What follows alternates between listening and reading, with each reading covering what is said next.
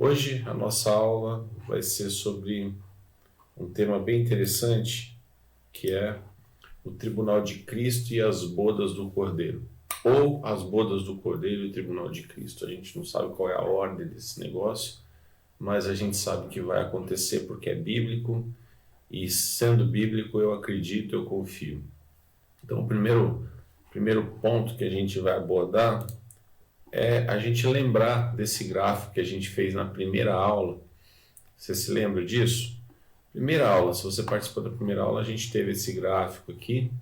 E aqui esse gráfico ele representa bem o meu pensamento acerca da escatologia como um todo. Principalmente no que se refere à questão do arrebatamento, que se dá aqui, não é? Neste dia, não, desculpe, aqui. Ali já é a entrada do milênio. O arrebatamento se dá aqui, antes da tribulação, né? Porque penso que vamos ser arrebatados, somos tirados antes da tribulação. Se você tem alguma dúvida disso, nós temos uma aula muito legal que nós demos na semana passada, está no Facebook, vai lá, dá uma assistida, não gasta muito tempo e tem bastante coisa boa ali que eu acho que vai abrir um pouco seus horizontes para entender por que eu penso que nós somos pré-tribulacionistas, por que a igreja, de uma certa forma pentecostal, se coloca como pré-tribulacionista, né? Que vai ser arrebatada antes da tribulação. Então na aula passada a gente estava aqui, não é? Nesse contexto aqui, eu não sei se você viu o meu mouse mexendo, deixa eu dar uma olhada se ele aparece mexendo aí. Eu acho que não. Não, ele só vai aparecer não aparece para indicação. Então você vê no início aí do seu lado esquerdo o arrebatamento, né? Igreja, logo no começo período da igreja, que é o que a gente está vivendo hoje, né? E aí então vai chegar o dia do arrebatamento, e aí é onde Cristo nos ares nos encontra, então, os mortos e os vivos em Cristo serão ressuscitados, e aí é onde a gente entra no tema da nossa aula. Se você olha em cima, ali você vai ver ao lado direito Tribunal de Cristo e bodas do Cordeiro. Duas fases que vão ser geradas no período da tribulação, né? E a semana que vem eu entro mais nessa questão da tribulação em si, explico melhor sobre esse período desses 7 anos que vamos viver aí. Quer dizer, a humanidade vai viver, os crentes em Jesus não vão viver isso, vão viver outra fase, né? Enquanto alguns estarão aqui na tribulação, outros estarão vivendo o Tribunal de Cristo e as bodas do Cordeiro. E é onde a gente entra hoje, na aula de hoje, acerca disso, ok? Então a gente vai falar sobre o tribunal, vai falar sobre as bodas, que vão se dar aí nesse período de 7 anos, que acontecerá aqui na Terra a tribulação nos primeiros 3 anos e meio, e a famosa grande tribulação nos últimos 3 anos e meio, né? É o período tribulacional dividido em 2 fases. Semana que vem a gente fala sobre a tribulação, especificamente sobre isso. Então, o que acontecerá com a igreja, para a gente dar uma retomadinha da semana passada? O que acontecerá com a igreja após o arrebatamento? Ora, a igreja vai estar no Tribunal de Cristo. A igreja vai estar celebrando um grande banquete no céu com as bodas do Cordeiro.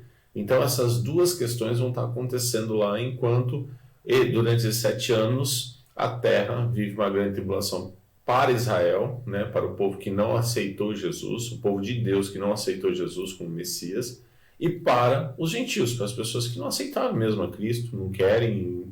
Você deve conhecer algumas por aí, enfim, como todos nós conhecemos, né?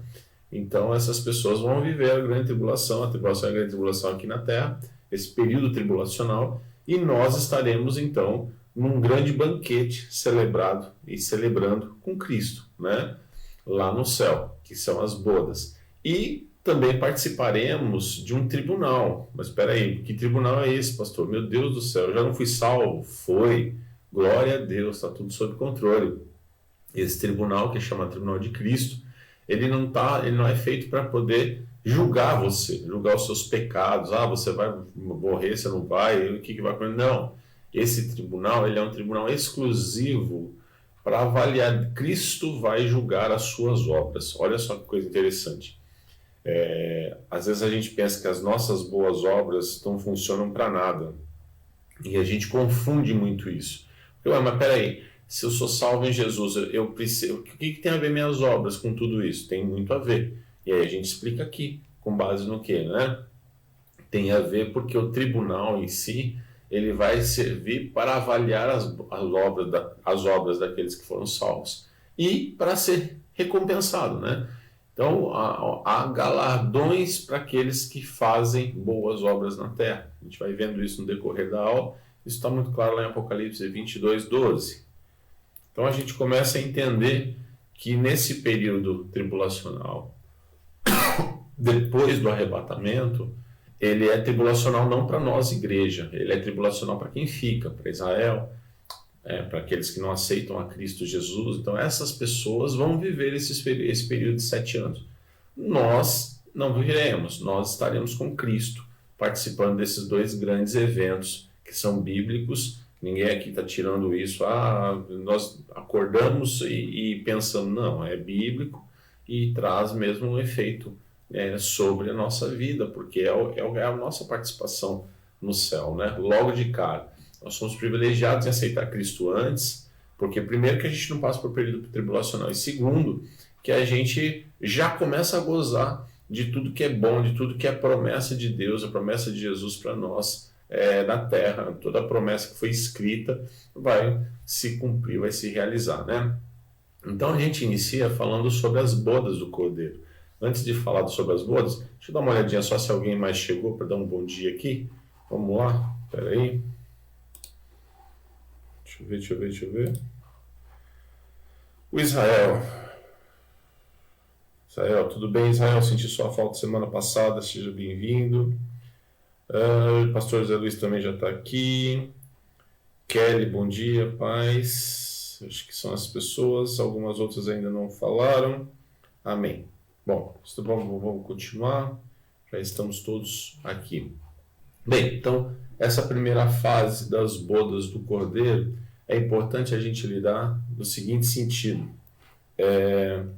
O céu não é utopia. A gente vê aí o mundo, ele escarnece, ri, brinca com a gente, brinca com o povo de Deus, né?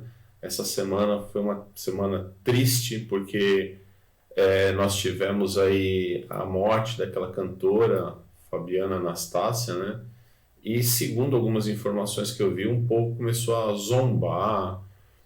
As redes sociais, como elas não têm cara, cada um fala o que quer, como quer, a hora que quer, então as pessoas fazem cada absurdo, né? E falando, cadê o Deus dos crentes? Mas não é só orar que Deus salva, mas não é isso, não é aquilo outro. Então realmente isso é um problema muito sério, né? Então quando a gente fala às vezes que existe céu e inferno, as pessoas dão risada, né? As pessoas falam, você está de sacanagem comigo, como é que pode existir céu e inferno? Que conversa doida é essa? Aonde que está escrito isso, né? E aí quando você prova na Bíblia, a pessoa fala, mas a Bíblia foi escrita por homens. Então se foi escrita por homens, como é que pode ter verdade? Aí se você fala que é inspirado por Deus, mas espera aí, Deus desceu. Então há um espírito de confusão dentro do coração das pessoas que o inimigo coloca, que nada que você diga para um espírito de rebelião, de confusão, vai mudar a história. Então tem uma hora que vai melhor nem falar mais nada. Porque a pessoa não vai mudar, ela quer mais confundir, né? Ela não está interessada em receber a palavra, ela está interessada em confundir. E tem muito crente que se perde nisso e acaba agredindo a pessoa, né? E a gente precisa deixar, porque a palavra diz que a gente precisa pregar o evangelho. E quem convence o homem do juízo e do pecado não somos nós, é o próprio Espírito Santo, né? Então a gente tem que parar, às vezes, de fazer o papel do Espírito Santo e deixar que a coisa aconteça. Então, quando a gente fala de céu, as pessoas gozam da gente, as pessoas riem, porque parece realmente que é uma história em quadrinho, mas não é, o céu não é uma utopia, não é uma inverdade. O céu não é fruto dessa imaginação lúdica, essa imaginação esquadrinhada que o mundo faz acerca das coisas de Deus. Não, o céu é um lugar estabelecido.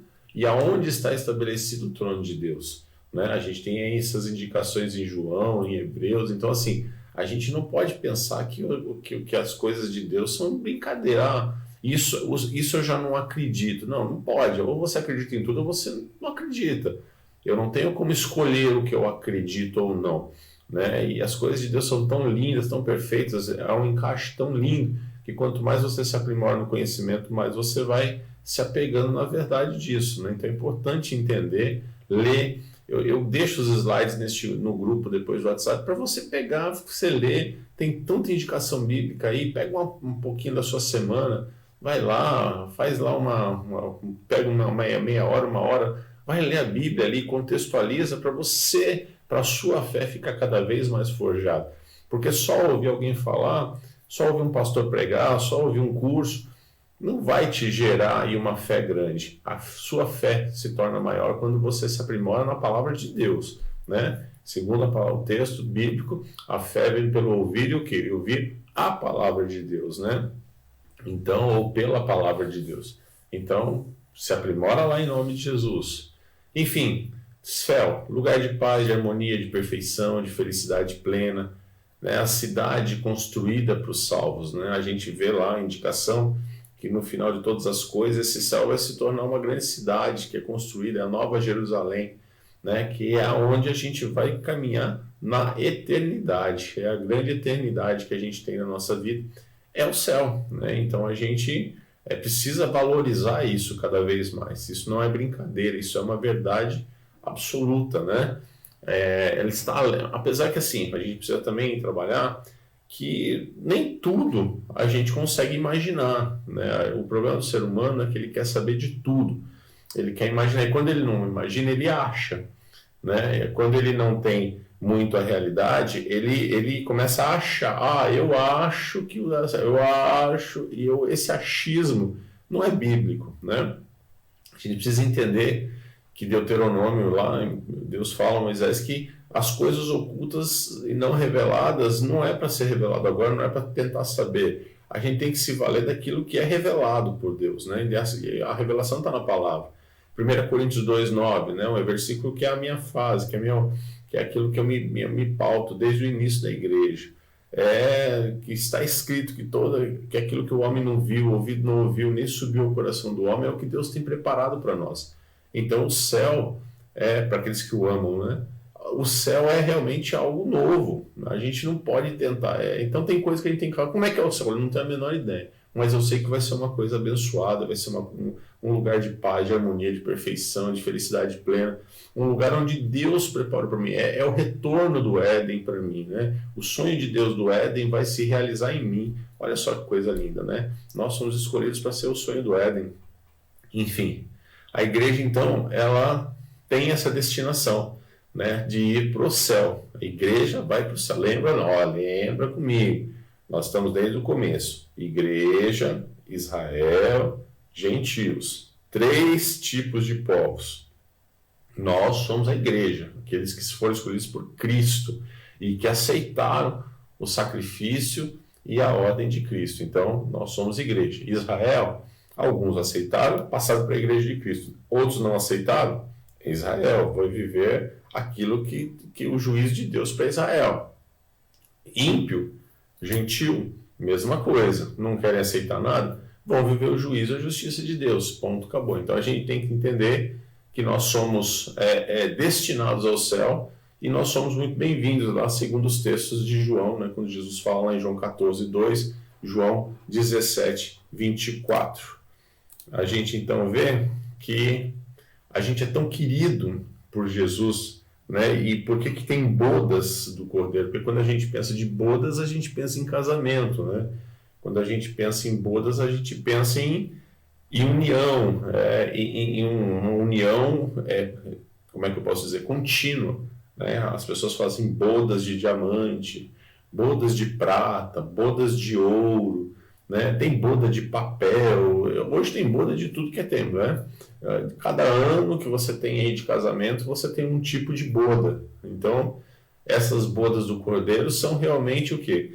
A afirmação de que nós estamos com Cristo e que ali nós vamos viver eternamente, né? Então, quando a Bíblia usa o termo noiva, ele está usando o termo para a igreja. A igreja de Cristo é a noiva dele. A igreja é a noiva. Então, tem muitas indicações bíblicas que falam sobre isso, né? A gente pode até, deixa eu só pegar minha Bíblia aqui, e dar uma lidinha lá em Efésios 5:25. Aliás, Efésios é um livro que eu costumo muito utilizar quando faço casamento. Eu acho muito lindo esse texto, quando Paulo fala sobre a igreja.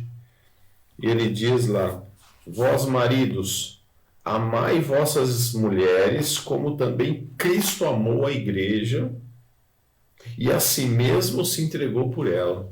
Olha só que coisa louca. Jesus fala, Paulo fala, né, que a palavra ali, dessa palavra revelada pelo Pai ao apóstolo Paulo, é que Cristo amou a igreja de uma forma tão linda que nós, como maridos, devemos amar a nossa esposa. Mas o problema não é isso.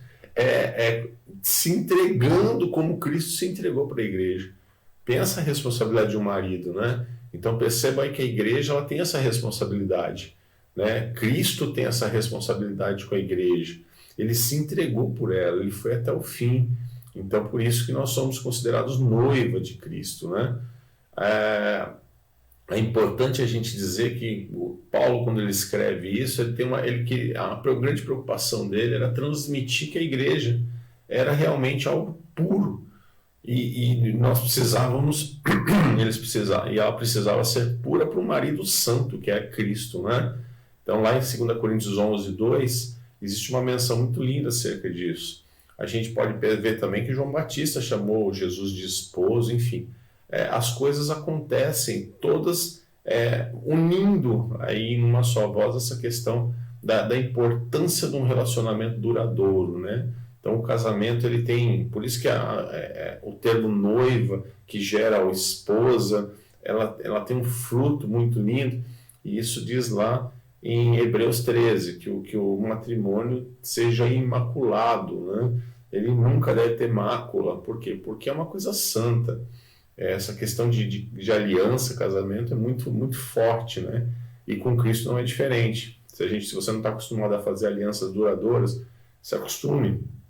Se acostume, porque alianças, elas nascem para ser duradouras, né?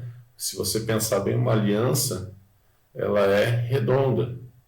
Tá vendo? Olha só. Ela não tem início nem fim. Quando ela se inicia, ela precisa ir embora, ela precisa viver a eternidade. E é muito importante, é isso que Cristo quer que nós vivamos, né?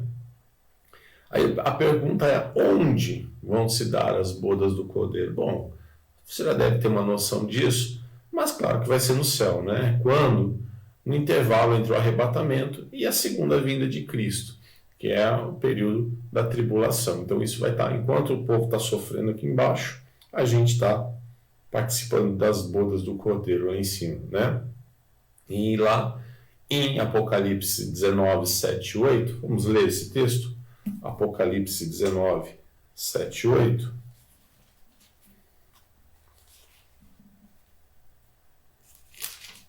Diz assim: regozijemo-nos e alegremo-nos e demo-lhes glória, porque vindas são as bodas do Cordeiro, e já sua esposa se aprontou.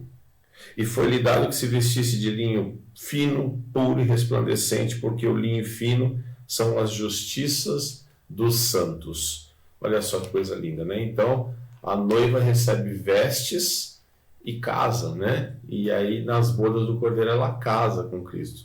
Os pós-tribulacionistas, eles dizem o seguinte, que esse texto remete aqui ao termo esposa. Se você ver lá no versículo 7, no final diz assim: e já a sua esposa se aprontou, né?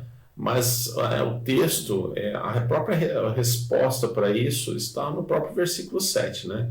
Porque diz que o texto, a igreja está pronta como noiva, né? E depois é que ela se torna esposa. Então as bodas do Cordeiro vão acontecer durante a tribulação, não pode ser depois, porque senão não faz sentido. Não dá para fazer bodas do Cordeiro pré-milênio, né? Porque no final da tribulação, o texto também nós vamos aprendendo no decorrer dos domingos, que terminou a tribulação, a igreja desce com Cristo, né? Para reinar com ele durante 1000 anos. Ora, quando que vai ser quando serão as bodas do Cordeiro e o tribunal de Cristo, se não durante a tribulação? Não há tempo hábil, né? Se não for assim. Então a gente precisa entender um pouco esse contexto, para a gente não se perder acerca disso.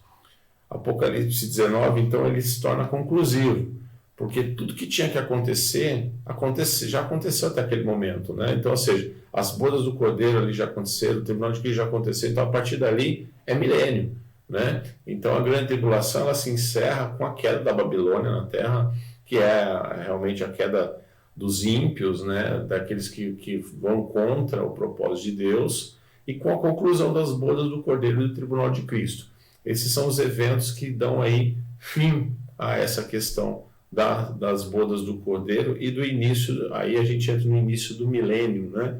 Que a gente vai tratando aí no decorrer do curso. Quem vai participar então é a igreja, né?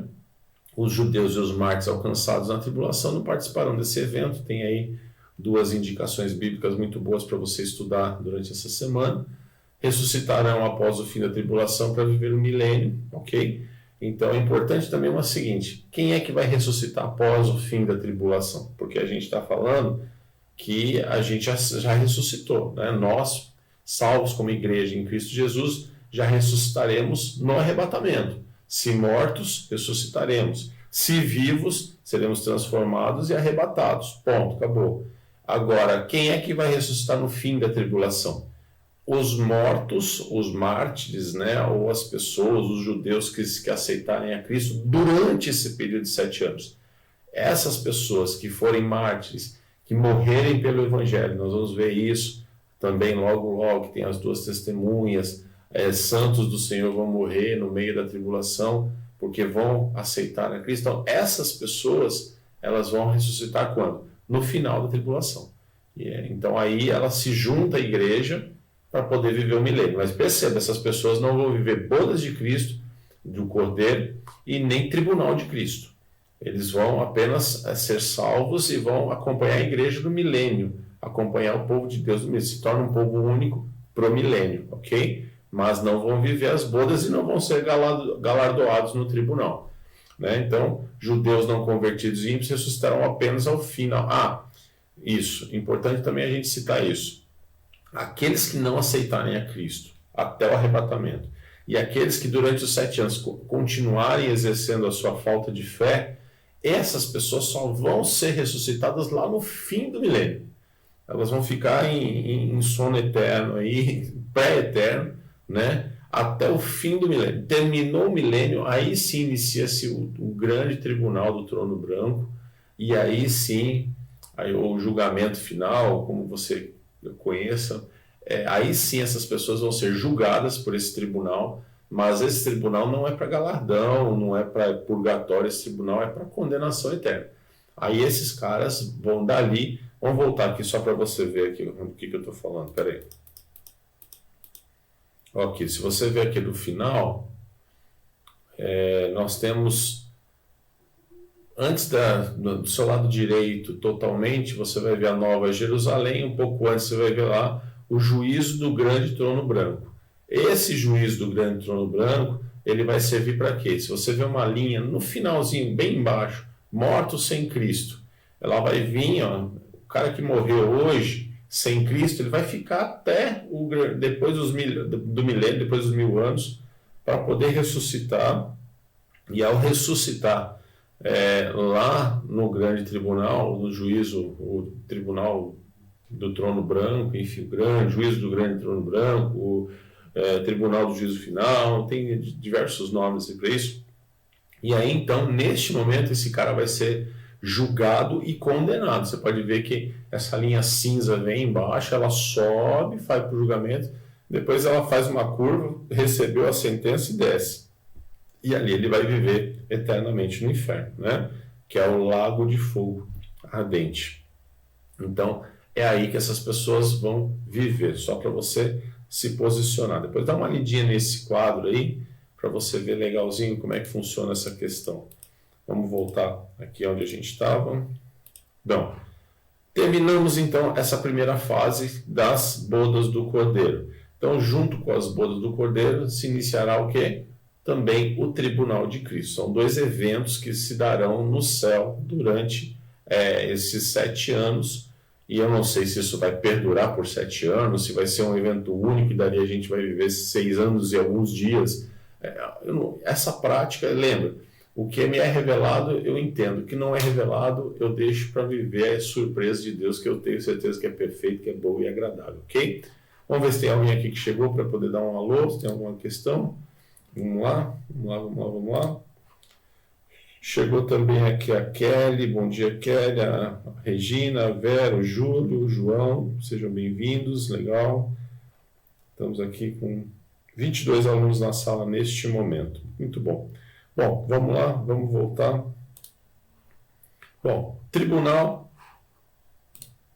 de Cristo.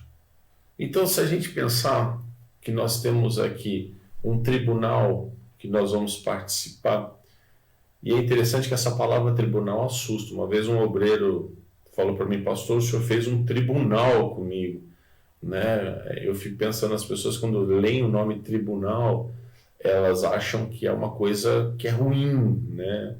A tribunal leva sempre a gente pensar em alguma coisa, alguma justiça. E essa justiça a gente fica com medo porque a gente nunca sabe se o julgador vai ser justo o suficiente para entender a nossa versão, né? E aí isso dói, porque vai que ele não entenda, aí eu vou ser condenado por uma coisa que eu não fiz. Mas eu quero aqui, neste momento, tranquilizar você, porque esse tribunal não é um tribunal de condenação, repito, é um tribunal de galardoamento, de enxergar algumas coisas da sua vida para você ser galardoado e abençoado, né? Então a gente percebe que a salvação não é tudo para nós, tem mais coisa ainda, né? Não é, a gente não vai só simplesmente ser salvo, já jogado num cantinho, vive aí agora, esse matinho é seu, vai lá, pega uma enxadinha, vai viver do que você planta. Não, tem mais coisa. Deus preparou mais coisas, né? Eu gosto muito de um texto bíblico que diz que se nós que somos maus sabemos dar boas coisas aos nossos filhos, que dirá o Pai Celestial, né? Então perceba, se quem é santo, quem é justo, quem é o melhor, está com a gente nas mãos dele, o que ele pode nos fazer de bom para nós quando nós estamos vinculados, quando nós somos noiva dele, né?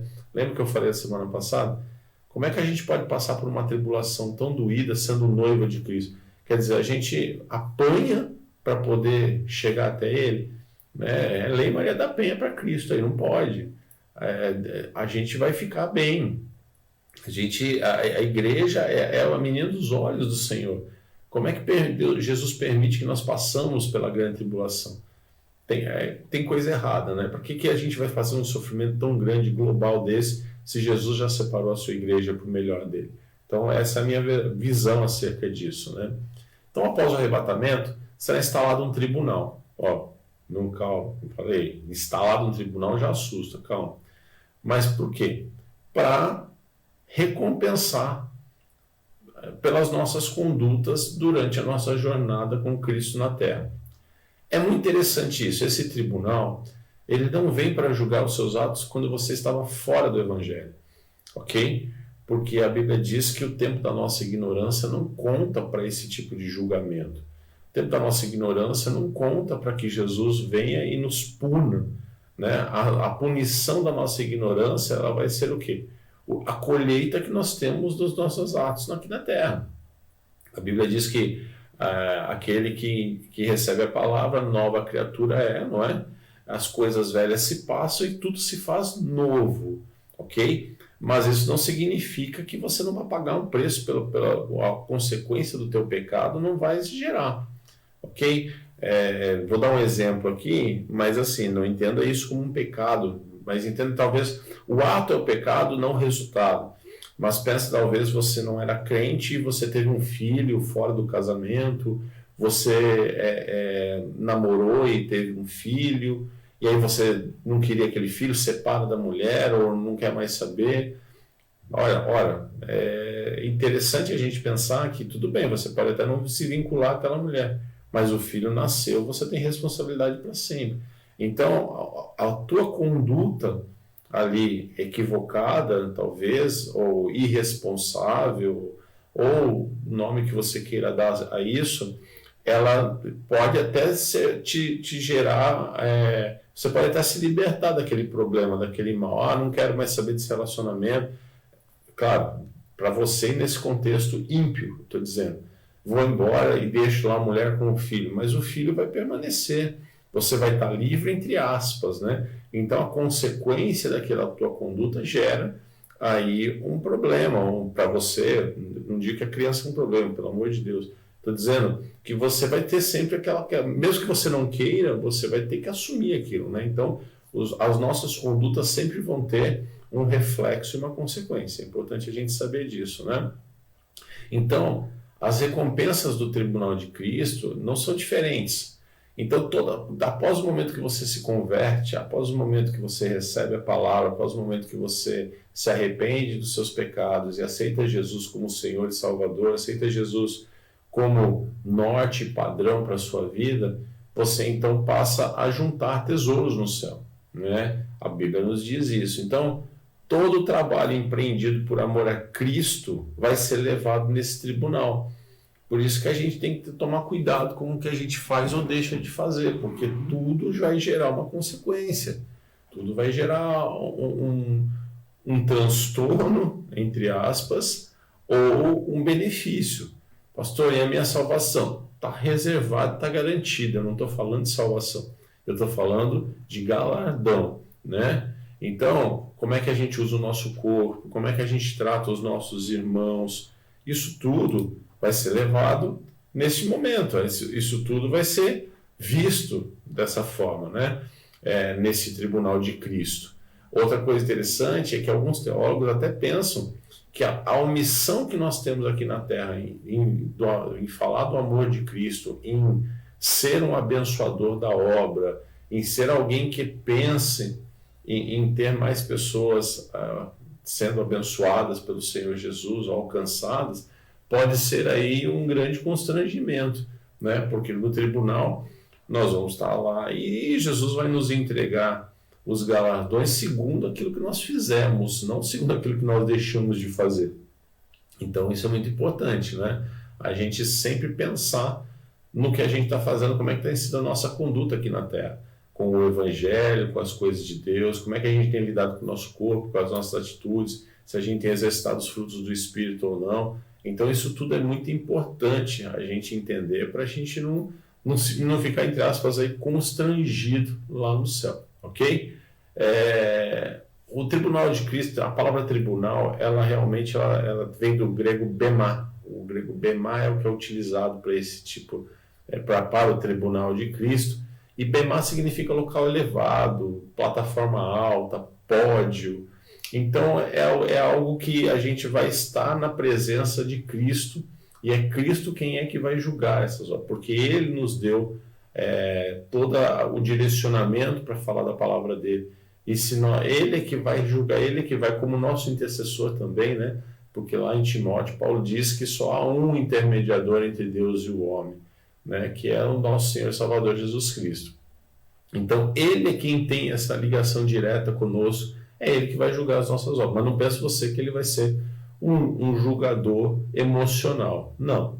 Ele é um justo juiz. E como justo juiz, Ele vai entregar a cada um de nós segundo as nossas boas obras aqui na Terra, né? Então, isso vai ser instalado no céu. E não se volta a dizer que não envolve salvação, mas sim o julgamento das obras para ganho ou perda desses galardões, né? Paulo faz menção a esses galardões como coroas, né? E a gente tem uma série de menções aí, daqui a pouco a gente vai ver sobre coroas aí, né? Lá em 2 Timóteo 4, 7, 8, ali no final da vida de Paulo, ele diz: combati o bom combate, acabei a carreira, guardei a fé, desde agora a coroa da justiça me está guardada, a qual o Senhor, justo juiz, me dará naquele dia. E não somente a mim, mas também a todos os que amarem a sua vinda. Então ele está estendendo a coroa da justiça para você, para mim, né? Então existe aí um galardão, existe aí uma recompensa por fazer a obra de Deus, existe a recompensa por seguir aquilo que Deus quer que nós sigamos. Não é uma coisa louca como algumas religiões, que você vai ganhar 10 virgens, vai fazer não sei o quê, umas coisas meio pataquada aí, mas são coisas lógicas e justas, né? Porque Deus não trabalha também com coisas injustas, Deus não trabalha com coisas imorais e ilegais, não é? Então, se a gente combater o bom combate, terminar a nossa carreira e guardar essa nossa fé, ou seja, perseverar nisso durante todo esse período, a gente então vai ter uma coroa da justiça aí reservada para cada um de nós, né? Então é importante a gente saber que esse tribunal ele é um julgamento pelas nossas obras. Muito se fala sobre obras, né? Muito se fala sobre salvação pelas obras, muito se fala, né? Os espíritas falam muito isso, né? As boas obras nos levam a lugares melhores, nos faz reencarnar em coisas melhores, em pessoas melhores, e na verdade as boas obras aqui elas não têm nem poder de salvação. E aliás, a gente rebate um pouco essa questão do espiritismo com relação a benefícios pelas boas obras no que tange a salvação, porque a gente não tem capacidade de nos auto-salvar, né? Nós não temos, nós somos falhos, nós não temos a mínima condição de ser justo juiz para cada um de nós. Se você pensar bem acerca da sua vida, você vai ver quantas falhas você comete mesmo com Cristo. Como a gente falha, como a gente pensa coisas erradas, como a gente às vezes age de forma errada, se arrepende, como Davi sempre fazia errado, se arrependia, fazia errado, se arrependia, né? Então, assim, como é que a gente, nesse contexto de vida falho, frágil, né? Uma vida, um corpo extremamente frágil, que um vírus microscópico acaba para um mundo, como é que a gente pode ter poder para nos auto-salvar? Será que a gente chegaria à perfeição de Cristo, de um homem puro, para falar, eu sou salvo, eu posso falar isso porque eu doei uma cesta básica para quem tinha fome, porque eu dei com sopa à noite debaixo da ponte, porque eu fiz algumas outras boas obras? Não. As boas obras elas vão servir sim para clamar pelas coroas, pelos galardões de Cristo, mas não é também fazer qualquer boa obra, não é sair por aí distribuindo dinheiro, não. É segundo a vontade de Cristo. O que Cristo nos mandou fazer? Então, dentro desse contexto é que nós temos que trabalhar. Claro que a Bíblia diz que nós devemos amar, Jesus diz que nós amar a Deus sobre todas as coisas e o próximo como a si mesmo, não é? Paulo diz lá em Gálatas 6,6, se não me engano, ou 6,10, que nós devemos fazer o bem a todo tempo, mas principalmente aos domésticos da fé. Então a gente precisa entender que a gente também tem direcionamento para fazer as boas obras. Eu não posso sair por aí falando boas obras em meu nome, né? Eu tenho que exaltar o nome do Senhor, porque é para isso que as boas obras servem, para poder trazer mais pessoas para perto dele. Não é simplesmente por fazer, faço por fazer. Não, claro que tem coisas que a gente faz por fazer, dar um trocado no farol para alguém, você está fazendo por fazer. Mas se você der um trocado e dizer Jesus te ama, Deus abençoe você está fazendo a obra de Cristo ali. Você está complementando aquela boa obra, né? Então é importante a gente saber disso. O próprio Jesus, então, vai julgar essas nossas obras, segundo esses textos que nós estamos vendo aí. E aí, assim, é interessante a gente ver, vamos dar uma lidinha lá em 1 Coríntios 3,13, para a gente poder avaliar um pouco essa questão de como são o que a gente faz, né? O que eu acabei de falar para vocês. Essas boas obras, elas são que tipo de boas obras, né? 1 Coríntios 3,13 diz assim: a obra de cada um se manifestará, na verdade o dia a declarará, porque pelo fogo será descoberto e o fogo provará qual seja a obra de cada um. Olha só que interessante, né? E aqui a gente vê, deixa eu ver se é nesse texto que ele fala, não, o 14 diz assim: se a obra que alguém edificou nessa parte permanecer, esse receberá galardão. Então a gente vai analisar que o texto, a Bíblia diz que tem algumas obras que elas vão ser purificadas no fogo e vão se perder. Tem obra que é de ouro, de prata, mas tem obra que é de palha. E aí essa obra que é feita por fazer, por isso que eu digo, não faça por fazer, porque isso vai se perder na hora do julgamento. E Paulo diz lá em 1 Coríntios 3,14, se a obra que alguém edificou nessa parte permanecer, esse receberá galardão. Então a sua obra tem que produzir fruto, a sua obra tem que ser algo que plante uma semente para que isso frutifique, né? Então é importante a gente saber também que tipo de obra vai ser julgada aí para poder receber esses galardões. Eu trouxe aqui um texto de um livro que eu estava lendo. Qual é a pauta desse julgamento, né? E aí tem aqui algumas indicações. que vai ser julgado? Todas as obras. E os textos bíblicos seguem adiante. Recompensas pelo bem, aprovação pelo trabalho feito, cobrança e constrangimento pelas negligências. A palavra grega phaneros, usada para comparecer, significa também tornar público ou conhecido de todos, né? As palavras que dizemos, as atitudes no trabalho, vitória sobre o velho homem, por haver suportado provações, por ganhar almas, por amar a vinda de Jesus, por apacentar o rebanho de Deus. Então, segundo alguns teólogos, segundo Walter Brunelli, esses são uns dos itens que serão julgados aí no nosso tribunal de Cristo, segundo os textos bíblicos aí do Novo Testamento, né? Para a gente poder entender melhor essa questão do que fazer, como fazer e da melhor forma fazer. Vamos lá? Advertência apostólica. Paulo diz em 1 Coríntios 3:10. Vamos lá.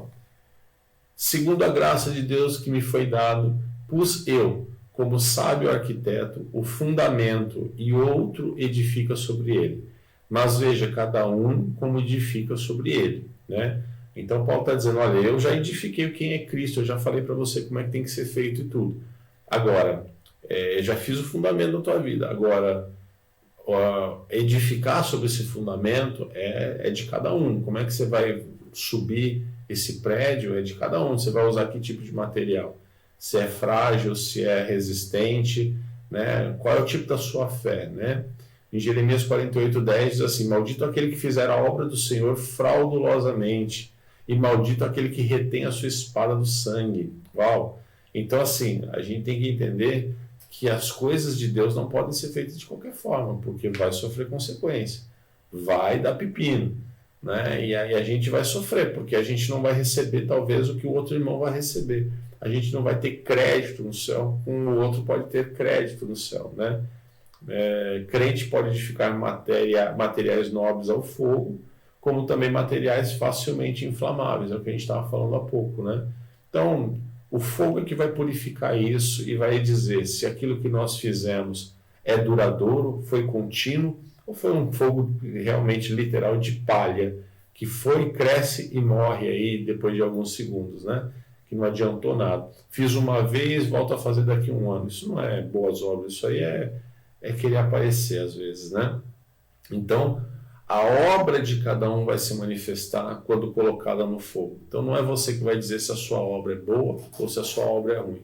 Não é você que vai julgar isso. É o nosso Senhor Salvador que vai dizer, na hora que Ele colocar as suas obras também, como que coloca no fogo as obras? Você não tem a menor ideia como é que vai ser isso na prática, na dinâmica. Não sei se vai ter um telão de LED gigantesco lá mostrando tudo que você fez. Não sei. Não sei se isso vai ser automático, se isso demora, se não demora, porque no céu não tem tempo. Então não sei. Não sei, não me pergunte, não tenho a menor ideia. Eu sei que vai acontecer, né? E eu estou aqui apreensivo para um dia poder sentar lá, quando chamar o meu nome, Ele mostrar as minhas obras, e eu espero que elas sejam ali manifestadas de uma forma perpétua, resistentes, para que eu possa ser galardoado segundo a vontade de Deus, né? Só o fato de estar lá já funciona muito, mas eu quero mais, porque Deus tem mais para nós. O que são galardões, então? A gente pode pensar que galardões são as recompensas ou prêmios pela realização de uma grande obra, né? É uma honra, é uma glória por você ter feito alguma coisa muito boa, né? Como a gente já leu antes, Paulo ele diz sobre a coroa da justiça. E cada um entende de uma forma como é que é esse galardão. Se você ler 10 livros sobre galardão, você vai ver que tem muita gente. Tem gente que fala que não tem nem mais galardão. A coisa está ficando tão perturbada ultimamente que o povo está se reinventando e reinventando a roda bíblica e eu não sei aonde a gente vai chegar, né? Hoje a igreja é obrigada a ter que explicar para crente que isso não é daquele jeito ou não, porque a pessoa às vezes vai embora da tua igreja, vai para outra mais flexível, a coisa não acontece, aí volta e fala porque isso, porque aquilo, e a gente tem que ficar evangelizando o crente, que é muito ruim. Mas enfim, Jesus foi um dos grandes incentivadores dos galardões. Então nós temos aí alguns indicativos bíblicos sobre realmente Jesus falando sobre isso, né? Sobre os galardões, sobre o tribunal de Cristo, enfim. A gente tem aí algumas indicações também sobre as coroas, em outros textos bíblicos, que você pode depois se debruçar e ver. Coroa da glória, coroa de glória, coroa da vida, coroa de alegria, coroa incorruptível. Então essas são alguns galardões que a gente pode receber, porque a própria Bíblia nos dá esse direito, nos dá essa garantia. Então depois você pode, de uma forma mais ampla, porque nós não temos tempo suficiente de estender cada um desses, porque cada coroa dessa a gente podia fazer uma aula, né? Mas nós não temos tempo para isso. Então eu preciso que você se aprimore aí e me diga depois o que você entende sobre coroa de glória, coroa da vida, coroa de alegria, coroa incorruptível, enfim, que nós poderemos receber pelas nossas obras quando nós fomos agraciados pelo tribunal de Cristo, ok? Eu encerro essa aula dizendo para você não é uma frase muito impactante, mas é uma frase que a gente pode colocar para pensar. J. Vernon McGree diz que a vida cristã é comparada a uma corrida grega. No caminho, o cristão deve lutar como um soldado, andar como um crente e correr como um atleta, né? Então, um dia ele voará e viajará pelo espaço até a Nova Jerusalém. Então, o que essa frase me chama a atenção? É que o que ele quer dizer é que assim, quando a gente fala que a nossa vida é uma corrida, a nossa vida não é realmente algo pacato. A gente não pode se conformar, né, com o que a gente vê, com o que a gente tem, com o que a gente sonha e não realiza. A gente precisa continuar, a gente precisa estar em movimento, né? Então, quando ele diz que é uma comparada a uma corrida grega, ele está dizendo a vida é em movimento. Nossa vida com Cristo não é uma vida parada. Não dá para ter galardão, não dá para viver uma vida clara com Cristo se a gente ficar parado. Ninguém vai ouvir a palavra se a gente ficar dentro de casa assistindo televisão. A gente precisa fazer alguma coisa. A gente precisa levar Cristo para as pessoas. Redes sociais, igreja, trabalho, enfim. A gente precisa fazer isso. E vai ter momento em que a gente vai ter que lutar como um soldado, né? Porque vão ter guerras, vão ter problemas, e a gente vai ter que estar em pé para poder lutar. E andar como um crente, porque a gente não pode se perder daquilo que a gente está fazendo. A gente tem princípio, a gente tem que continuar lutando, mas com os princípios de Deus, né? A gente não pode abandonar isso. E correr como um atleta, ou seja, resolver o problema, continua, vai embora. Vigor físico e vamos em frente, não dá para ficar parado, né? Eu amo uma mensagem que tem lá em Romanos 12, 2, quando Paulo diz que não fique parado, né? Mas transforme, né? Não se conforme com as coisas desse mundo, mas transforma a sua mente, né? Para as coisas de Deus, para que você consiga receber a perfeita, boa e agradável vontade dele. Se você não transformar a sua mente, se você não viver uma vida como um corredor de uma maratona, você não vai conseguir viver isso, né? Porque um dia nós vamos voar, um dia nós vamos viajar até a Nova Jerusalém, um dia nós vamos estar com ele. Então, neste dia eu quero me assentar e quero receber dele tudo que ele tem de bom para mim, tudo que eu fiz seja valorizado realmente. Entenda isso. Tudo que você faz pela obra de Deus não é vão, né? A Bíblia diz que nenhum trabalho para o Senhor é vão. E Jeremias 48:10 diz aquilo: não faça a obra de forma fraudulenta, porque você vai sofrer, né? Não faça isso, não escolha fazer por fazer, faça por amor mesmo a Cristo Jesus. E eu encerro por aqui. Deixa eu ver se tem alguém aqui para a gente poder falar. Glória a Deus. Vamos ver.